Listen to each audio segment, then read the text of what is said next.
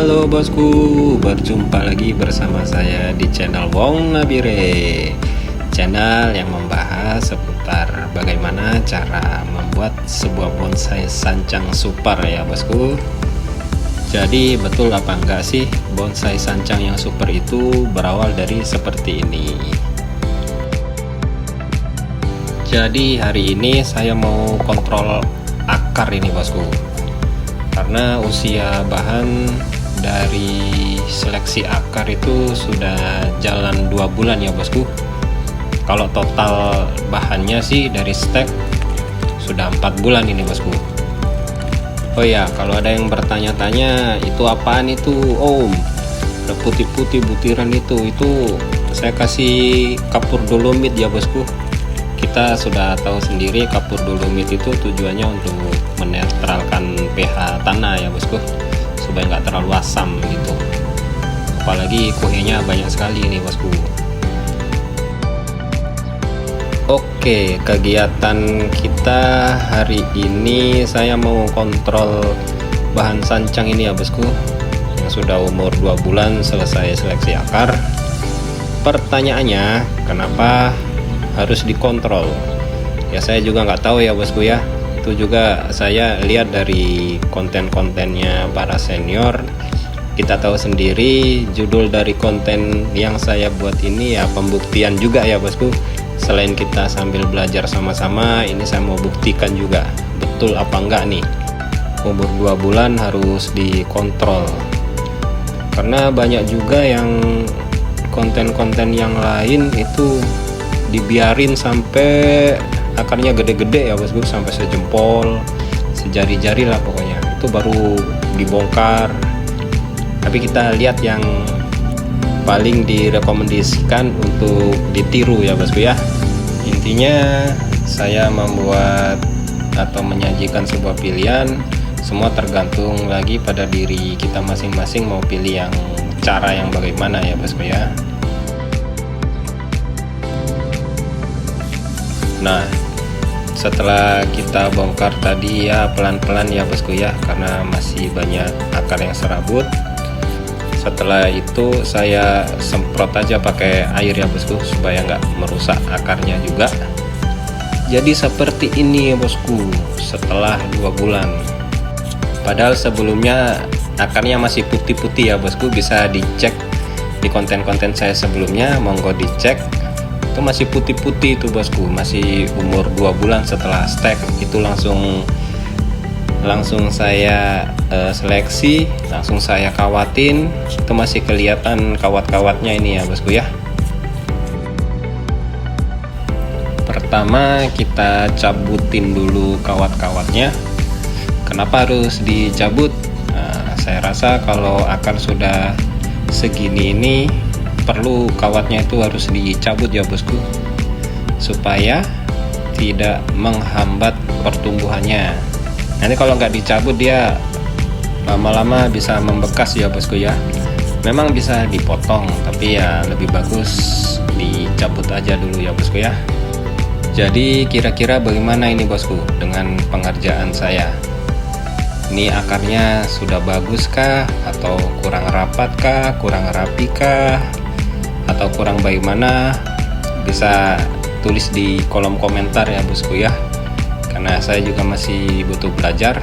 Kalau saya rasa ini saya tinggal rapikan lagi nih ya bosku ya, karena menurut saya untuk bahan yang satu ini nggak terlalu banyak apa ya, nggak terlalu banyak PR lah, tinggal rapi-rapikan saja ini bosku. Oke, kita coba lihat yang sisi sebelah sana ya bosku ya, let's go.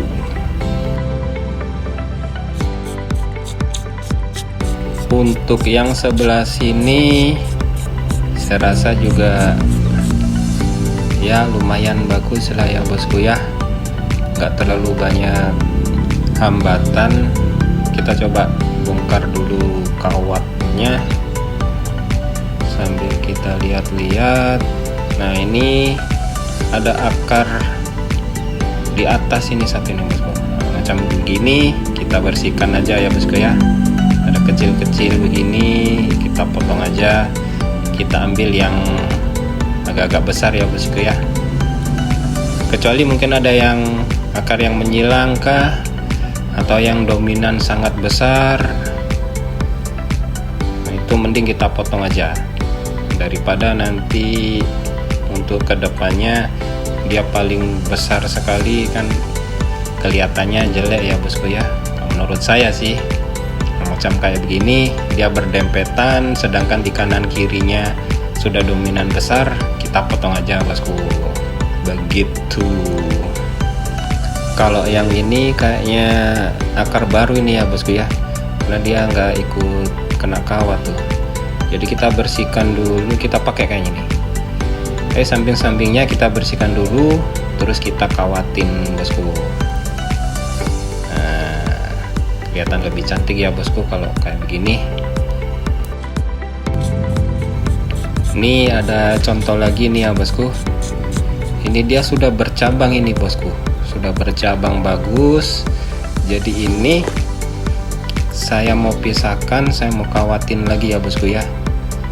Kenapa? Karena nanti untuk kedepannya kita nggak usah repot-repot potong akarnya, press akar lagi ya bosku ya, nggak perlu dipecah lagi, tinggal kita rapikan aja lagi bosku. Nah, kita kawatin kayak begini. Nah, sudah kelihatan cantik sekali ya bosku ya, mantap bosku. Oke, kita pindah ke bahan yang lain lagi ya bosku ya, let's go. Untuk bahan yang ini kayaknya kelihatan akarnya lebih jarang-jarang ya bosku ya daripada bahan yang tadi, tapi nggak apa-apa supaya ada perbedaan ya bosku ya. Akar yang rapat, akar yang jarang-jarang, karena nanti katanya akar yang sedikit itu bisa dibuat bonsai seperti ini, untuk akar yang rapat itu bisa dibuat bonsai seperti itu. Jadi kita bisa random untuk menentukan jenis apa itu namanya bosku ya. Nah, seperti itulah pokoknya. Ini kita rapikan saja akar-akar yang serabut sambil kita cari, mungkin ada akar yang miring, terus ada jarak antara akar satu dengan akar yang lain itu agak berjauhan begitu, kelihatan kosong begitu ya bosku ya. Itu kita tinggal geser aja, kita kawatin. Nah, kayak begini ya bosku ya, supaya kelihatan lebih rapi gitu ya. Kita coba geser ke sisi yang lainnya lagi ya bosku ya, let's go.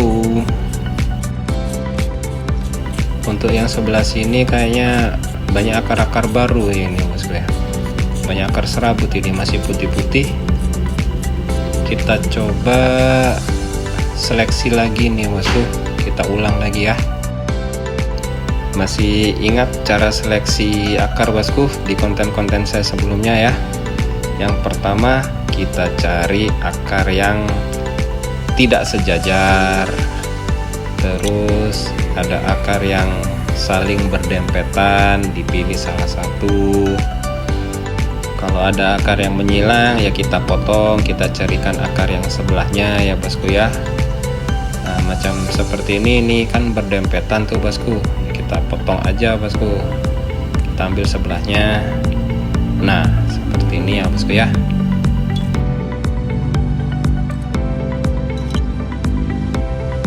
Nah, setelah saya lihat-lihat kayak yang ini saya harus potong ini bosku. Tapi pertanyaannya, kalau saya potong di tengah-tengahnya itu akar kan masih serabut tuh bosku. Jadi ya kita harus besarin lagi tuh ya bosku ya.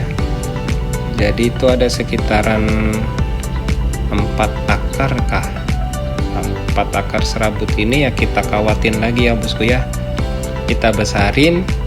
Nah, nanti kalau kita kontrol lagi mana yang besar mana yang bagus, kita tinggal pilih lagi bosku. Nah, oke, di sini ada teknik lagi ya bosku ya. Ini ada akar dominan kayak begini, ini kita harus press akarnya ya bosku ya. Supaya apa? Supaya menghambat pertumbuhannya. karena masih ada akar samping-sampingnya kan masih kecil bosku. Nah, supaya akar-akar yang kecil itu bisa ngejar, jadi yang dominan kita harus potong. Lain lagi dengan bahan yang sebelumnya kan akarnya rata besarannya ya bosku ya, itu nggak perlu dipres. Kalau ini kalau ada akar yang masih kecil-kecil sampingnya ya kita harus press bosku. Oke, kita langsung lihat hasilnya aja ya bosku ya, let's go.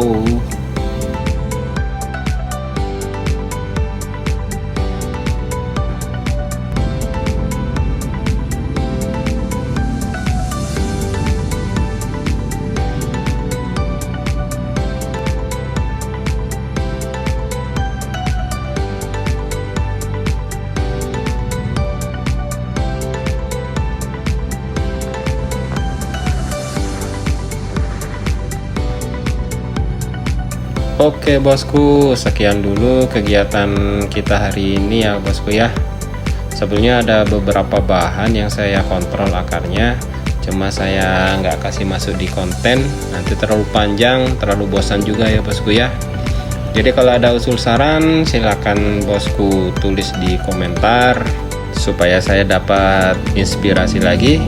Waktunya berpamitan, ubur-ubur ikan lele. Sampai jumpa bosku.